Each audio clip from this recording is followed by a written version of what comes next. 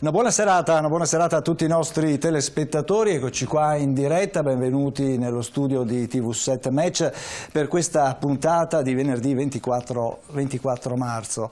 Ermanno, sarà una puntata sicuramente movimentata, tanti temi come sempre. Inizieremo dalla politica internazionale, possiamo dire, quindi questo terzo mandato per il presidente cinese Xi Jinping era già stato confermato segretario del partito in ottobre, adesso ha ricevuto la conferma anche come presidente, quindi resterà ancora in carica. Lui era stata modificata la Costituzione, quindi non ha limiti, quindi c'è chi parla di presidente per sempre, chiaramente. Ma a parte le vicende cinesi, tra l'altro Xi Jinping, quest'uomo uno dei più potenti al mondo, che è partito, è andato questa settimana in Russia, quindi parleremo anche di questa visita.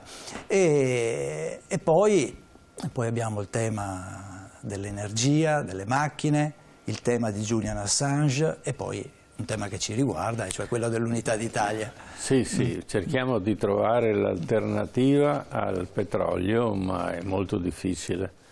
Diciamo che non c'è un'alternativa reale. Sono dei tentativi.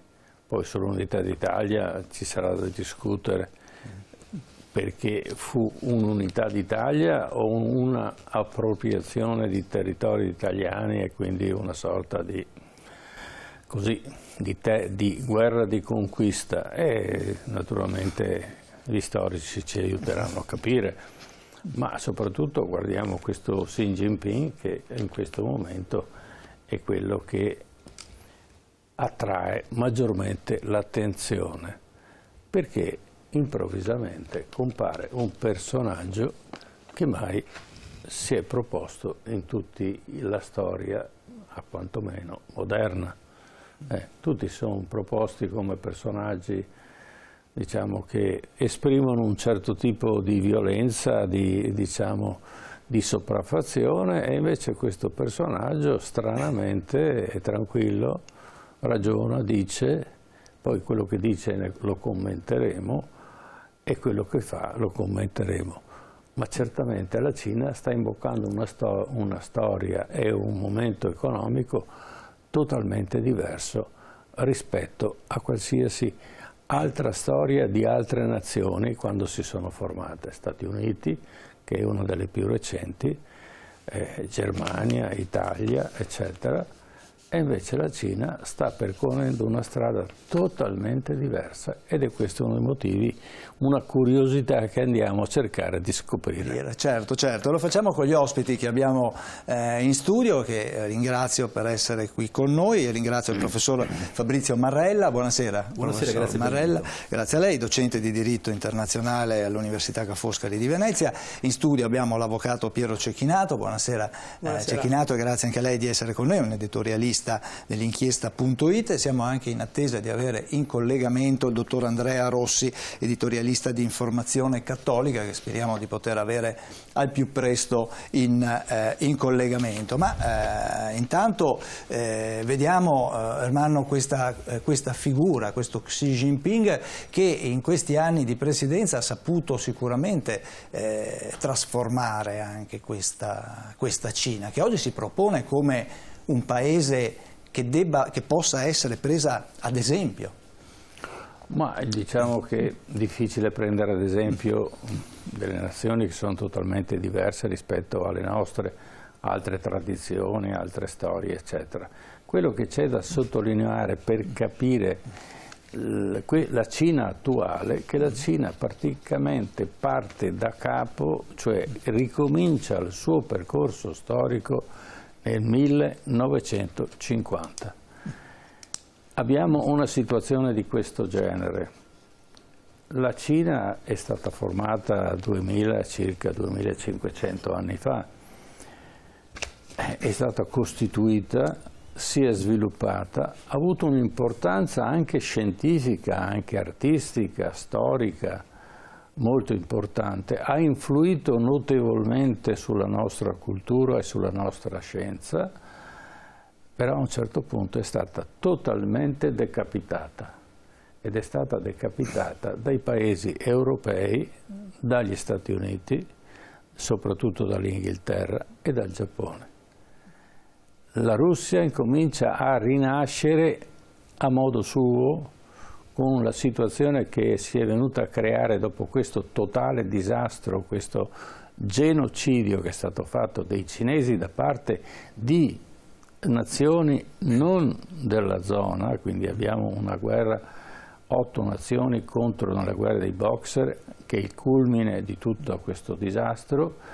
Abbiamo 8 nazioni contro la sola Cina che non aveva fatto nulla, se no il normale rifiuto di praticamente commerciare le droghe. Queste vengono imposte e da là incomincia la decadenza dell'impero cinese, continua poi con le guerre prima e seconda guerra mondiale e successivamente finalmente si consolida uno Stato nuovo, che è uno Stato comunista. C'era un'alternativa con Chiang Kai-shek, ma naturalmente Chiang Kai-shek non è riuscito ad avere l'assenso, soprattutto è riuscito ad affrontare una situazione di questo genere, quindi si ritirerà a Formosa e la Cina nasce sotto praticamente il dominio di un personaggio che è appunto Mao Zedong. E da qui la Cina, quindi siamo al grosso modo 70 anni fa, incomincia il suo percorso e arriva fino a oggi. E dobbiamo studiarlo bene questo percorso, perché sta influenzando non solo la cultura, ma anche l'economia, ma anche la produzione mondiale, ma anche l'appropriazione di territori, non nella maniera tradizionale che abbiamo usato noi in Europa, facendo delle colonie, ma colonizzando economicamente altri paesi. E questa è la cosa più curiosa e innovativa dello sviluppo della Cina. Che sia bene, che sia male, ne parliamo pronto in questa trasmissione. E quindi ci ha raggiunto il nostro carissimo amico. Vediamo se... Ti chiedo scusa per i problemi video-audio. Non si preoccupi, non si preoccupi, adesso la vediamo e la sentiamo bene, quindi grazie di essere anche lei insieme a noi questa sera per parlare di Xi Jinping, della Cina, di quello che sta avvenendo in questo periodo. Cercheremo anche un po' di ricostruire un po' quelle che sono state le cause e i percorsi di questo paese, dove l'Occidente chiaramente ha lasciato un segno importante, come diceva Ermanno prima. Io inizierei, Ermanno, subito col primo contributo, certo. Così introduciamo un po' l'argomento e vediamo un po' di commentarlo assieme. Vediamo. Xi Jinping, il nuovo imperatore cinese. La Cina di Xi Jinping è un paese capitalista, comunista oppure è qualcos'altro? In Cina il comunismo è arrivato all'inizio del secolo scorso, quale risultato di 2 secoli di colonialismo europeo. Dalle guerre dell'oppio a quella dei Boxer del 1900, i cinesi si erano opposti alla presenza degli occidentali che facevano soldi grazie al commercio della droga che era stato imposto con le armi in Cina. Per gli europei significava grandi guadagni. La regina Vittoria, con l'argento ricavato dalla vendita dell'oppio, risolse molti problemi economici della corona. Milioni di persone però erano rimaste intossicate dalle droghe. L'oppio in Cina era diventato una regola e una piaga sociale. È in questa situazione di degrado, di crisi economica e sociale che nacquero le prime organizzazioni marxiste e poi i nuovi movimenti culturali che predicavano l'uguaglianza e l'istruzione di massa. Nel 1911 l'ultimo imperatore cinese aveva abdicato e l'anno successivo, nel 1912, nasceva la Repubblica di Cina. Il Partito Comunista Cinese nascerà però nel 1921 a Shanghai e da lì in poi la storia politica del partito mondo e della Repubblica di Cina sarà segnata da una lunga e sanguinosa guerra civile per il potere che vedrà contrapposti i nazionalisti di Chiang Kai-shek e i comunisti di Mao. Ci vorranno 30 anni e migliaia di morti perché l'ideologia comunista venga imposta in tutta la Cina e il 1° ottobre 1949 Mao Zedong proclamò la nascita della Repubblica Popolare Cinese. Da allora si sono succeduti 11 presidenti che hanno guidato il paese, portandolo a quello che è oggi, un paese in crescita economica costante malgrado la crisi pandemica e alla ricerca di una leadership mondiale. Una società nuova, fatta di comunismo, capitalismo, ma anche di confucianesimo. La Cina ha dimostrato che la formula funziona e dà buoni risultati, ed è quello che interessa al presidente Xi Jinping, le cui ambizioni non sono mai state un mistero. Oggi Xi Jinping è stato rieletto presidente della Repubblica Popolare Cinese per la 3ª volta consecutiva ed è entrato nella storia come il leader cinese più potente dai tempi di Mao Zedong. Xi Jinping ha avviato in questi anni un piano di sviluppo nuovo, non più rivolto soltanto all'interno, ma ha trasformato il paese in una potenza che possa essere un modello da seguire, un esempio per tutti i paesi che lo vorranno. Pensiamo ai paesi africani o all'Europa e al mastodontico piano della Via della Seta, solo per citare i 2 casi più conosciuti. Facciamo in modo che il senso di una comunità dal comune destino sappia conquistare anche i nostri vicini, aveva detto a suo tempo Xi Jinping. Per fare questo il presidente si è rifatto alle tradizioni più profondamente cinesi, rivalutando e utilizzando gli insegnamenti e la filosofia di Confucio. Il pensiero confuciano viene utilizzato come collante sociale, come strumento per evitare il potenziale malcontento interno, ma anche per espandere l'influenza cinese oltre i confini nazionali. Per Confucio la politica è uno strumento morale per legittimare il giusto ordine. L'obiettivo è l'armonia in famiglia, la stabilità del regno e la pace nel mondo. Insegnamenti che risalgono oltre 2500 anni fa, ma che restano ancora di assoluta attualità, una tradizione che non è mai stata cancellata e che è rimasta nella testa dei cinesi stessi. Se ai tempi del confucianesimo la società cinese era armoniosa e il suo impero potente, per Xi Jinping è giusto sostenere quegli insegnamenti. Ed è questo il vestito nuovo del presidente cinese, che si trova a dover affrontare molte sfide, vecchie e nuove, deve rilanciare l'economia dopo 3 anni di lotta al Covid e di limitazioni in settori importanti come quello dell'immobiliare. In questo modo la Cina si sta proponendo come paese indispensabile, soprattutto per l'Occidente. Chi le ha delegato le grandi produzioni negli anni passati, dalle auto di nuova generazione alle batterie, alla tecnologia per la rivoluzione green e poi per tanto altro. Pechino in questo modo sta conquistando però il mondo senza guerre e senza ideologie. Il comunismo confuciano potrebbe dunque rivelarsi essere la terza via, quella per una economia non più basata sulle armi e sulle guerre, ma che sta invece dalla parte della gente, anche di quella che non può permettersi di essere ricca. Washington e i suoi alleati non vogliono che questo accada e sono impegnati a ribadire la propria supremazia economica e militare mondiale. Dall'altra parte però c'è un mondo non allineato che non è intenzionato a continuare a sottostare alle regole economiche e geopolitiche statunitensi. Ecco, questo è un percorso, diciamo, rapido in quello che è stata l'evoluzione della Cina e la modernizzazione della Cina, che è recentissima, parliamo di qualche decina di anni fa. E quindi il professor Fabrizio Marrella vuole completare un attimo questa visione di una Cina che sta crescendo e che preoccupa peraltro anche noi, perché quando uno cresce troppo finisce con far paura agli altri. Sì, beh, la Cina è un paese che effettivamente si è sviluppato in maniera vorticosa. Anch'io sono stato più volte in Cina e devo dire che da un anno all'altro sembrava quasi un altro paese, però non gliele si può fare certamente un torto, in quanto appunto hanno saputo coordinare, orientare le migliori energie per questo sviluppo. è interessante questo connubio tra confucianesimo e marxismo, perché il confucianesimo, come dire, prosperava in un periodo in cui il comunismo non esisteva. Cioè, non lo conoscevano. Sono come sempre bravi a fare queste somme degli opposti. C'è un concetto di ridistribuzione delle ricchezze.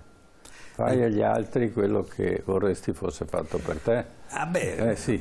Poi chiaramente come è nato il comunismo, e questo è un altro fenomeno che andrebbe studiato. Ricordo anche, su una banalità, ma ricordo anche quando visitai il museo di Confucio a Pechino, che mi dissero appunto che Gesù Cristo aveva copiato da Confucio, però insomma sono come sempre operazioni un po' fantasiose. Però diciamo hanno avuto anche la grande umiltà nel come dire, subire l'occupazione economica occidentale, perché tutti hanno delocalizzato in Cina, e mi ricordo benissimo, lo ricorderete anche voi, 15 anni fa, 20 anni fa, quando si diceva il costo del lavoro in Cina è 1/10 di quello occidentale, e quindi è come dire, quasi un dovere economico andare a produrre in Cina. Hanno quindi investito letteralmente su se stessi, i nostri imprenditori, ma non solamente italiani, evidentemente tutto il mondo cosiddetto occidentale, pensavano di continuare in effetti a sfruttare il lavoro tramite il capitale, per usare concetti marxisti, in maniera, come dire, a tempo indeterminato, e invece si è rivelato che nel giro di 10-15 anni hanno imparato il mestiere i cinesi, e quindi il loro successo economico ce l'abbiamo davanti agli occhi, e grazie poi a noi che abbiamo, come dire, insegnato anche i trucchi del mestiere. Anzi, l'allievo ha superato il maestro. L'allievo ha superato il maestro, ma peraltro vorrei segnalare una cosa, discutevo poco tempo fa con un collega, perché poi anche a Foscari sulla Cina ovviamente abbiamo tanti specialisti, ma chiedevo appunto come si scriveva la parola proprietà intellettuale, e l'ideogramma di proprietà intellettuale è complicatissimo per un cinese, perché in effetti per un cinese, mi spiegavano, non esiste l'idea della proprietà di un'idea, perché l'allievo deve superare il maestro copiandolo, e quindi evidentemente, se questo è il presupposto, si capisce poi perché copyright, diritto d'autore, brevetti, marchi, cioè sono qualche cosa che capiamo noi, ma dall'altra parte insomma non dobbiamo pretendere che siano altrettanto chiari. Certo, perché non rientra. Ma io ricordo che i giapponesi facevano la stessa cosa negli anni 50-60, non rispettavano i brevetti, e quindi la loro economia è nata proprio nel copiare e poi nel fare meglio di quello che copiavano, quindi evidentemente è una cultura orientale. Orientale, ma poi tra l'altro gli studi della scuola di Parigi sulla guerra economica dimostrano proprio che siano stati, come dire, primi giapponesi a creare questo momento di sviluppo tecnologico esagerato, sviluppando lo spionaggio economico, seguiti poi dai coreani del sud e poi dai cinesi, quindi tutto sommato insomma non sono neanche i primi arrivati, ma questo potrebbe spiegare una parte del successo orientale. Però bisogna anche dire tanto di cappello, perché poi una cosa è copiare e migliorare, come hanno fatto loro, e non si può certamente fargliene un torto. Insomma, sono stati molto più bravi di tanti che, insomma, nonostante brevetti, proprietà intellettuale, eccetera, insomma, non hanno fatto di meglio. Sì, e Andrea Rossi hanno saputo anche organizzarsi e mantenere un certo tipo di organizzazione, naturalmente con sacrifici e con tecnologie. Questo non vuol dire esaltare il sistema cinese, però se in pochi anni, perché diciamo che il salto reale non ha più di 20 anni, se in questi 20 anni sono riusciti a diventare paladini di un certo tipo di diciamo, economia, allora evidentemente hanno trovato delle strade alternative. Prego. Intanto buonasera a tutti. Allora, vede Ermanno, Sì. la domanda di fondo è questa. In una democrazia, diciamo, occidentale, i costi sociali di questo sviluppo sarebbero stati sostenibili nello stesso modo? Perché c'è da farsi una domanda di fondo. La democrazia è un modello esportabile, perché qua si sta parlando di un modello di sviluppo che è alternativo a un modello democratico, che però è un modello di sviluppo funzionante. Quindi qua c'è una domanda di fondo che secondo me precede tutte le altre. Allora esistono dei modelli di sviluppo che sono alternativi al modello della democrazia per come la conosciamo noi, perché poi bisogna anche vedere quali sono le varie declinazioni di democrazia. Ed è una domanda che ci dobbiamo fare tutti. Ci stiamo confrontando con un continente cinese, perché qua parliamo di una popolazione di 1,5 miliardi di persone, certo, che ha affrontato anche, come si dice, problemi sociali enormi, non ultimo l'epidemia di Covid, bloccando città intere. La domanda che ci dobbiamo fare noi è questa: siamo in grado di sostenere quel tipo di sacrificio? Siamo in grado noi occidentali di affrontare quel tipo di società? Perché delle due l'una: o quello è un modello di sviluppo mondiale che porta, è vero, e sono d'accordo, un benessere diffuso mai avuto prima. Parliamo di popolazioni che 100 anni fa avevano dei problemi di mettere assieme la colazione con la cena, certo, e che oggi hanno una dotazione intellettuale, una dotazione culturale, perché non dimentichiamo l'educazione diffusa. Alle scuole ci vanno tutti, quindi cosa ci dobbiamo proporre come società occidentale se quello è il modello? Perché c'è una domanda che è precedente alle altre. Guardiamo in Francia. In Francia un presidente democraticamente eletto ha scelto di alzare l'età pensionabile con le barricate in piazza. In Cina è una società che è disponibile molto più di noi a sacrifici sociali che probabilmente nemmeno immaginiamo per un concetto di bene comune. Io credo che occorre farci anche delle domande non solo sul modello economico nostro, se è sostenibile o no, e io ho grossi dubbi che sia sostenibile, ma anche sul modello democratico. È un modello esportabile? È un modello riformabile? È un modello che va bene così com'è? Sono domande di fondamento queste qui, che precedono tutte le altre. Certamente però dobbiamo calcolare, e questo è stato il salto magistrale, che 50 anni fa la Cina si poteva comparare col nostro Medioevo.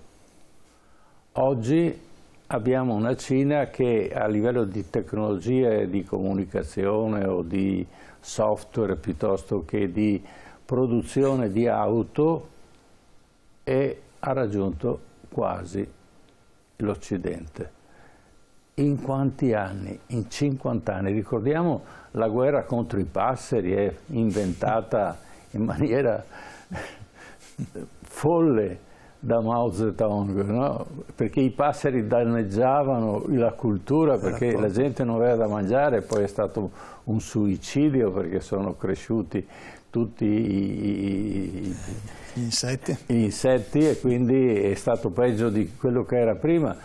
Ma da allora non sono passati secoli, non sono passate rivoluzioni, c'è stata una graduale, saggia evoluzione. Quando mai noi, pensando alla storia della Francia, dell'Austria, della Germania, della Prussia, italiana, abbiamo avuto un salto di qualità di questo genere?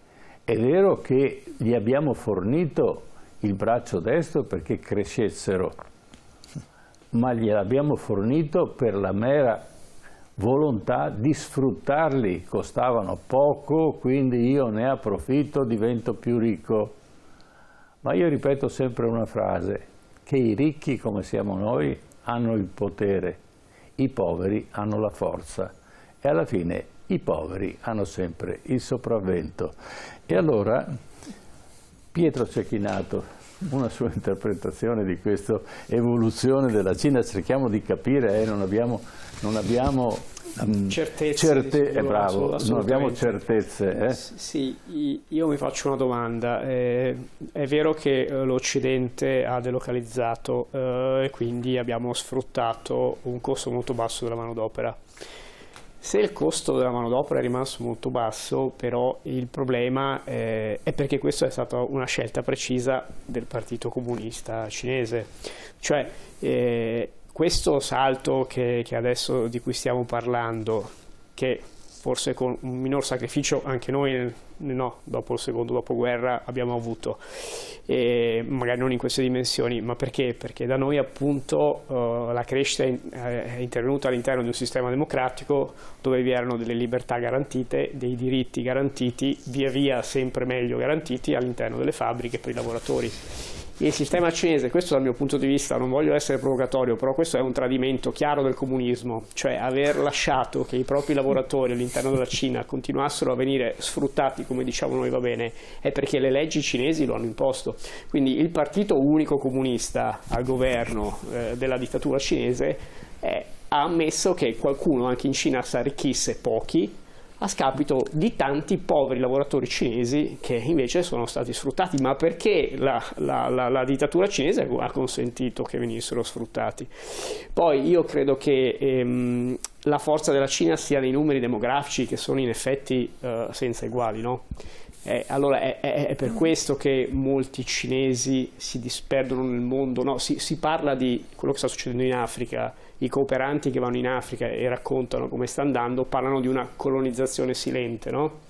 Perché? Perché vi sono migliaia di lavoratori cinesi, li chiamano, un mio amico cooperante mi dice che li chiamano i lavoratori del letto riscaldato, perché lavorano per 12 turni, lavorano per turni di 12 ore e poi si alternano allo stesso letto, si girano allo stesso letto con un altro lavoratore cinese. Quindi la Cina continua a sfruttare la propria popolazione per costruire strade e dare via a questa piccola colonizzazione, questa grande colonizzazione silente. Per cui è un modello che io continuo a guardare un po' con serio sospetto. Preferisco tenermi abbondantemente 1000 volte la democrazia con tutti i suoi difetti.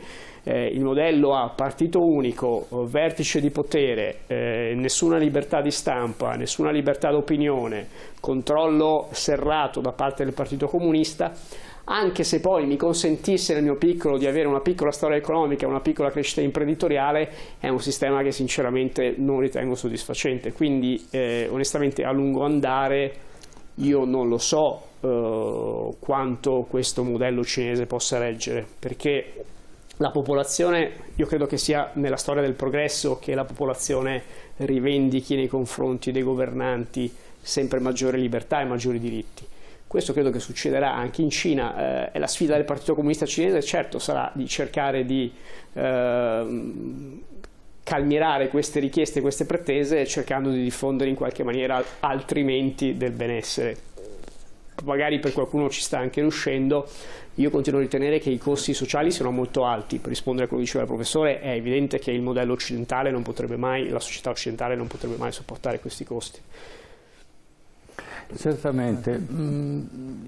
Se posso dare un esempio proprio che dà secondo me la misura, proprio a conferma di quello che diceva il collega. Per esempio anche in materia di diritti umani, che ovviamente sono un tormentone per l'Occidente e sono un tema su cui spesso viene accusata la Cina, però se uno va a vedere la storia dei trattati sui diritti umani, si vede subito la differenza di impostazione, perché il primo trattato sui diritti umani che è stato concluso all'ONU non è stato il trattato sui diritti civili e politici, che ovviamente per noi è tutto e anzi è la base di tutto, ma per i cinesi e per i sovietici al tempo era il trattato sui diritti, il patto sui diritti economici, sociali e culturali. E tuttora, se uno poi va a vedere qualche dichiarazione che spesso ricorre nelle dichiarazioni cinesi, si dice appunto che quando vengono accusati di violazione dei diritti umani, no, nelle varie regioni, dal Tibet allo Xinjiang e così via, ma la risposta è sempre quella, è quella di dire: ma guardate, facciamo un lavoro molto migliore noi in termini di diritti umani, perché ogni anno solleviamo dalla povertà 100 milioni di persone. È meglio togliere 100 milioni dalla fame all'anno, di persone alla fame, oppure dare, che ne so, un diritto in più tra i diritti civili e politici, e secondo me questo proprio dà la dimensione della diversità di approccio e del fatto appunto che noi avremmo risposto probabilmente il contrario. Non so, mi chiedo, arriverà un momento in cui sì, la mia pancia è sazia, ma non sarà più sufficiente, perché saziarmi senza libertà, senza diritti civili, alla lunga io non lo so quanto possa essere ritenuto soddisfacente.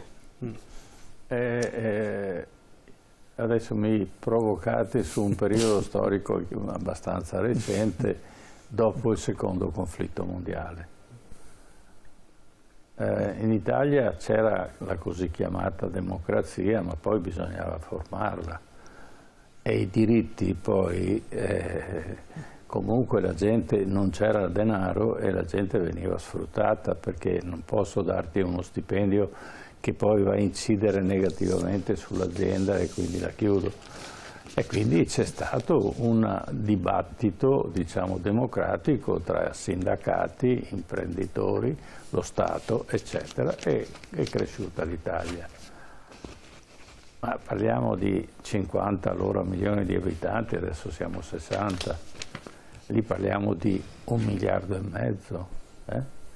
Che il buon Mao Zedong ha detto ogni coppia di persone non può avere più di un figlio, se no a quest'ora sarebbero 3 milioni. Miliardi. Non so se mi spiego. E adesso hanno tolto questo divieto, per cui una famiglia può avere più di un figlio. Hanno anche loro una piccola crisi demografica, pare. Sì, perché stanno diventando ricchi come noi. Può darsi che sia figlia del progresso. È sempre quello, perché i figli costano e quando cresce tutto cresce anche quello. Però loro stanno facendo un'operazione, credo, che sia diversa dalle solite.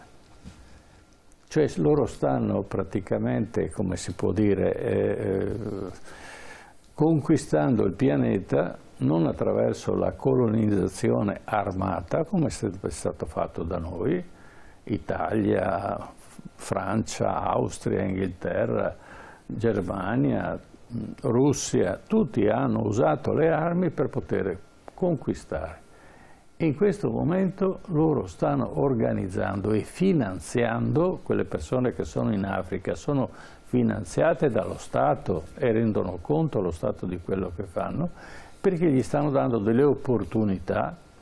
E io ho girato l'Africa. Però tolgono molto lavoro agli africani, Cioè chi mi racconta questi episodi si lamenta del fatto che tolgano tantissimo lavoro agli africani. Lì purtroppo ci sono degli accordi con i governi centrali.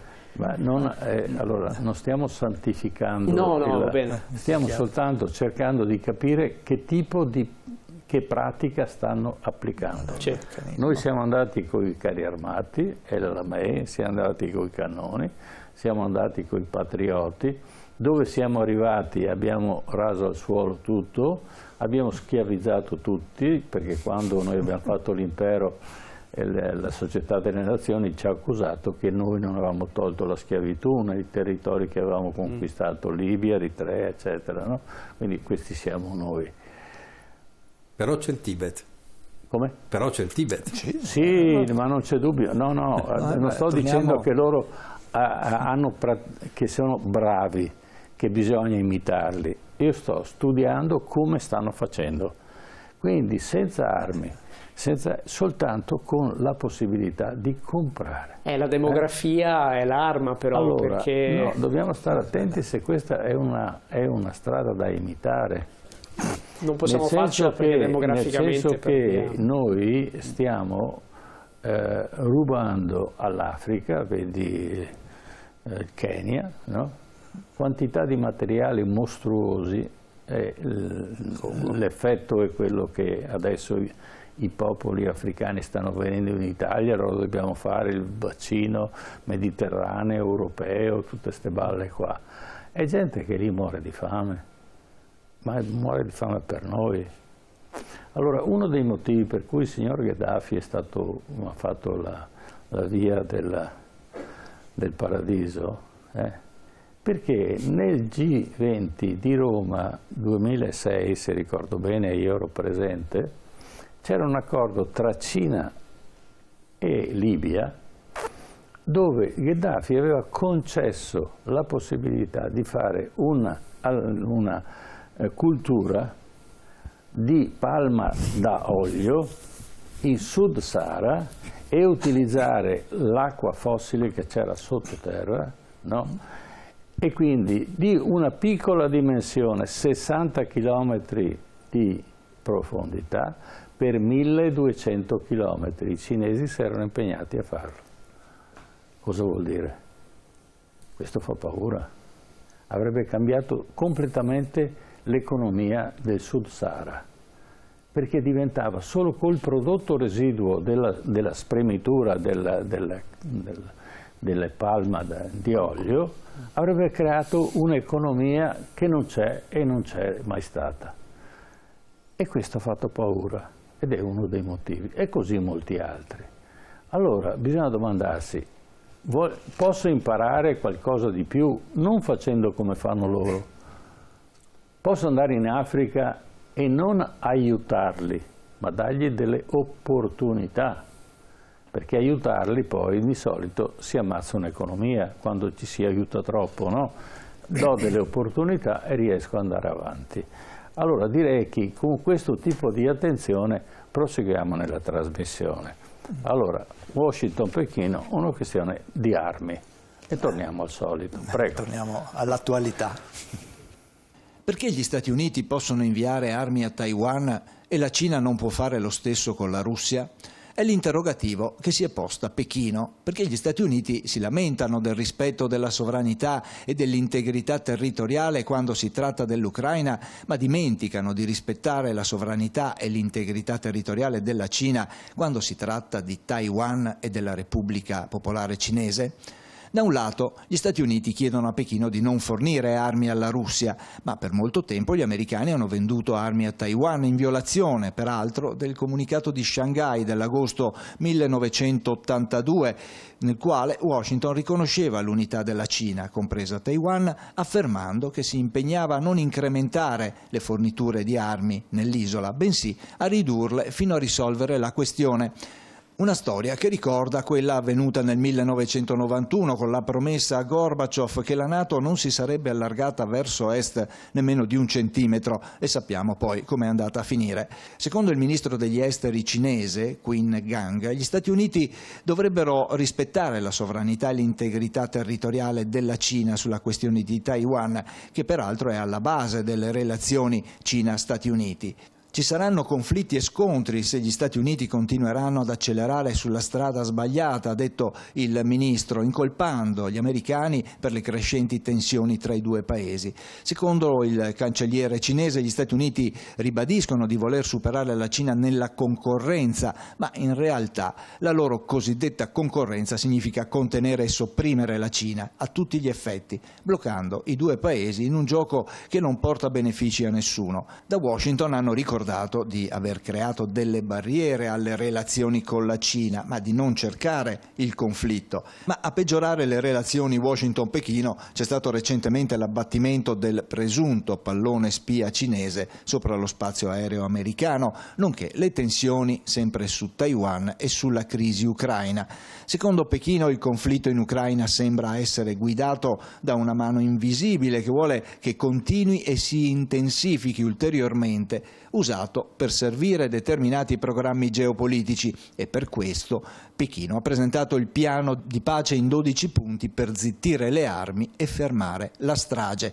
Altro punto caldo è la questione dell'area dell'Indo-Pacifico. Per Pechino la strategia di Washington nell'area è in realtà un tentativo di formare una versione della NATO nella regione. Anche in questo contesto il capo della diplomazia cinese ha spiegato che con il pretesto di proteggere la sicurezza regionale Washington starebbe cercando di provocare lo scontro, progettando di mettere in scena una versione Asia-Pacifico della NATO. Un ulteriore modo, un altro sistema per contenere e limitare la Cina. Per Pechino, invece, la regione dell'Indo-Pacifico dovrebbe essere un'area per una cooperazione vantaggiosa per tutti e non una scacchiera per lo scontro geopolitico. Ecco, c'è da aggiungere che proprio in quest'ultimo periodo c'è stato l'accordo Inghilterra, Stati Uniti e Australia per la fornitura di sommergibili atomici all'Australia, sempre per una questione di sicurezza nella zona. Ecco, quindi vediamo. Fabrizio Marrella. Sì, ovviamente ci dobbiamo muovere tra due opposti, perché nessuno dei due la racconta giusta, ovviamente. Dal punto di vista, ovviamente, per quanto riguarda la Cina, questa cooperazione nell'Indo-Pacifico è tutt'altro che reale, perché il famoso arbitrato nel Mar della Cina meridionale è la dimostrazione delle mire espansionistiche della Cina sull'intera area sull'intera area ovviamente del Mar della Cina meridionale. Questo non è affatto un mare qualunque, perché da lì passa il 90% del commercio mondiale, quindi chiaramente nessuno può permettersi di lasciarglielo prendere così. E devo dire che poi la tradizione britannica, per tornare all'origine degli Stati Uniti, un'origine lontana, però i britannici hanno sempre fatto guerre per ragioni economiche tangibili, quindi certamente questa lo è, perché ripeto, da lì passa il 90%. Dall'altro lato ovviamente non ce la raccontano giusta neanche gli Stati Uniti, gli americani, perché purtroppo, ma questo è un purtroppo per l'Occidente, a loro dobbiamo una crisi generale di credibilità e diritto internazionale, appunto. Non ritengono che gli accordi debbano essere tutti rispettati, appunto abbiamo parlato dell'accordo prima che riguardava Taiwan. Taiwan ovviamente è una questione complessa, insomma non è che... Però certamente l'affermazione di non dare armi alla Russia però è controbilanciata dal fatto che noi dichiaratamente, ma no, mica solo gli americani, anche gli italiani, forniamo armi a una delle due parti in conflitto, giusto o sbagliato che sia, non importa, ma ripeto, è una cosa dichiarata, quindi perché i cinesi non possono fare lo stesso dall'altra parte? Quindi voglio dire, se c'è una regola deve valere per tutti, altrimenti non c'è diritto internazionale, siamo alle chiacchiere e alle rivendicazioni. La questione del pallone cinese poi tra l'altro è interessante perché nei telegiornali, se notate, non ci hanno mai detto a che altezza era questo pallone cinese. Ovviamente io non lo so, però sospetto che fosse al di là dello spazio aereo statunitense, e allora avrebbero ragione i cinesi, cioè, che male faceva in altezza. in altezza, sì. C'è un confine quindi aereo. Possiamo considerare un satellite. Certamente, allora bisognerebbe sparare a tutti i satelliti che passano sopra gli Stati Uniti e così via, cioè, cosa che non si fa, ma è che quindi appunto siamo sempre così a queste proclamazioni che valgono, fanno scena, però poi quindi sì, siamo in un periodo in cui ecco, ci sono troppe chiacchiere e poco rispetto delle norme, per cui chiaramente non è una bella situazione, perché quando si passa dalla certezza del diritto alla politica e alle chiacchiere politologiche va a finire male, storicamente dimostrato, sì. E quindi speriamo ovviamente che ci sia un certo rederazione. Bene, Andrea Rossi, un suo punto di vista sulla situazione appunto che abbiamo appena descritto? Bisognerebbe sempre chiedere a chi è lì se è contento di quello che c'è nel suo futuro. Io ricordo che 25 anni fa Hong Kong venne ceduta alla Cina con patti che erano piuttosto precisi. Ci siamo dimenticati che Covid, non Covid, a Hong Kong ci sono state proteste di strada violente e molto decise contro questo sistema dei due stati che in qualche maniera venivano integrati l'uno con l'altro. Se io fossi un abitante di Taiwan non sarei particolarmente felice all'idea di essere trattato come sono stati trattati gli abitanti di Hong Kong. Diventa complicato diciamo trattare su questo tipo di questioni, perché credo che sia un problema generalmente culturale e anche delle culture che abbiamo portato in questi paesi, perché le grandi muraglie uno le può anche costruire, poi bene o male le culture vanno a intrecciarsi fra loro. La nostra cultura si è andata a intrecciare con quella di gran parte di quell'area, dove è stata poi in qualche maniera immagazzinata dalle popolazioni locali. Chi è che è disponibile a rinunciare a un bene immateriale come potrebbe essere la democrazia? bisogna anche farci queste domande. Gli afghani li abbiamo venduti, questa è la verità, gli abbiamo portato la democrazia e poi li abbiamo venduti. Abbiamo esportato democrazia e poi abbiamo venduto questi stati. Noi ci siamo dimenticati che i cosiddetti boat people del Sud Vietnam erano probabilmente persone nate e cresciute in un sistema pseudo con tutti i suoi difetti, in qualche maniera democratico, che scappava davanti a quelle che era il successivo governo, che sarebbe stato comunque un governo comunista e dittatoriale. Bisogna anche imparare, secondo me, a mettersi anche nei panni di questi vicini di casa. Siamo sicuri che tutto il Vietnam, dopo lo sviluppo clamoroso che c'è stato negli ultimi, anche da loro 20 anni, sia così felice di ritornare in un'orbita economica, sociale e politica della Cina? Io parto anche da cose, diciamo, piccole. Si diceva prima dell'Africa, abbiamo anche noi, anche io, relazioni con sacerdoti africani di zone dove sono arrivati questi esportati economici, civili cinesi. Quello che sento dire è che periodicamente, parlo del Sudan o del Sud Sudan, periodicamente si ricambiano, cioè non sono mai gli stessi, certo. Restano un po' di anni, dopodiché ne arrivano degli altri. Sì. Con cui si devono relazionare di nuovo da capo, cosa che nella cultura africana, che a sua volta generalmente ha un punto comune, che è quello delle radici e delle tradizioni, è destabilizzante, perché non sanno con chi hanno realmente a che fare, non hanno mai una relazione fissa con nessuno di questi soggetti che è fisicamente presente lì. Sì, ma difatti questo è il sistema cinese, quello esatto. Che i cinesi non si affezionino alla zona, se no non li gestisco più, io devo gestirli dalla Cina e quindi se li sostituisco lascio il tempo necessario perché producano ma non si fossilizzino sul esatto. posto. Questa è la tecnica e di questo stiamo parlando, come fanno a fare queste cose. Questa che lei descrive è esattamente quella, una delle strategie, ma li finanziano per andare là, poi li richiamano e ne mandano degli altri e via discorrendo. Cecchinato. Speriamo che siano tornati a casa veramente quelli che hanno ricambiato. Adesso, al di là della battuta, no, ma parliamo di cose reali. Il monito, sì, no, certo. Speriamo che il ricambio sia effettivo e che tornino a casa e non spariscano altrimenti. Allora, perché le armi sia a Taiwan e no alla Russia? Beh, perché fino a prova contraria la Russia ha invaso un altro paese, Taiwan non ha invaso nessuno. Taiwan si sta preparando a un'invasione, cioè l'assistenza che stiamo dando a Taiwan è un'assistenza chiaramente in chiave difensiva, perché la Cina ripetutamente ne minaccia fisicamente l'invasione e questo rischio c'è. Il dottor Rossi ha ricordato molto bene che cosa è successo a Hong Kong. A Hong Kong la Cina ha represso una democrazia.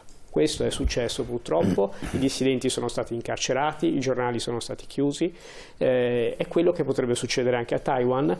Un cittadino di Taiwan che oggi è una democrazia, come diceva bene il professore, io credo non possa che vedere con sfavore un ricongiungimento, per usare un eufemismo, con la Cina. Senza dire che, su questo però ci deve aiutare forse il professore, che a Taipei oggi storicamente, istituzionalmente risiederebbe quella che è la diretta erede del governo che seguì alla caduta dell'impero nel 1912. Perché tanto è vero che Taiwan rivendica, anche detta Repubblica Cinese, rivendica la sovranità sulla Repubblica Popolare Cinese Continentale. la ben più grande Repubblica Popolare Cinese continentale rivendica una sovranità nei confronti di Taiwan. Non c'è però nessun conflitto ancora fra le due forze, che sarebbero chiaramente impari. Per cui la fornitura di armi non può essere, io non credo si possa onestamente mettere sullo stesso piano la fornitura di armi a Taiwan, che avviene da decenni in chiave difensiva, anche per interessi geopolitici e economici è evidente, perché da Taiwan ci arrivano i chip che fanno funzionare questi monitor, e dall'altra parte invece c'è un paese che ha violato ogni regola possibile del diritto internazionale, che è la Russia invadendo l'Ucraina. Tra l'altro una cosa che mi ha molto colpito, professore, questa settimana qua ho visto che l'altro ieri Xi Jinping è andato a trovare Putin, no? Hanno fatto questa famosa visita, e in una delle dichiarazioni di chiusura veramente in maniera molto grottesca si è chiusa con un richiamo al rispetto del diritto internazionale. Io non lo so se lei mi può raccontare che diavolo di significato possa avere questa cosa qua, perché è veramente grottesco, è stato anche un po'... se non fosse un dramma. Anzi, quello che hanno parlato anche di crollo addirittura anche del diritto internazionale. Cioè in realtà loro parlano di crollo dell'ordine internazionale, che ovviamente è una cosa un po' diversa. Infatti è che ovviamente la visione del diritto internazionale che hanno entrambi è una visione molto basata sulla forza, in parte ovviamente, ripeto, è dovuta a una serie di errori che sono stati fatti ovviamente dall'Occidente in questi ultimi anni e sono innegabili. Però chiaramente è curioso infatti che si trovino in questa dichiarazione, perché la Russia appunto non solo ha violato il diritto internazionale con l'aggressione all'Ucraina, ma addirittura il presidente del governo della Russia è tecnicamente un criminale internazionale, un bandito internazionale, perché così ha decretato la Corte Penale Internazionale, quindi al di là di qualunque opinione sul merito.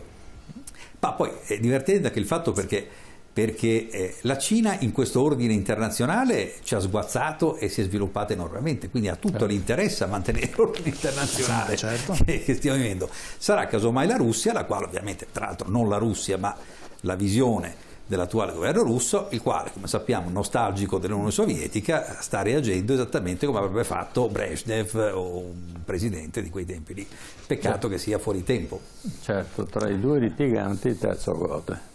In questo senso però facciamo un breve intervallo, va in onda la pubblicità e poi riprendiamo col prossimo contributo.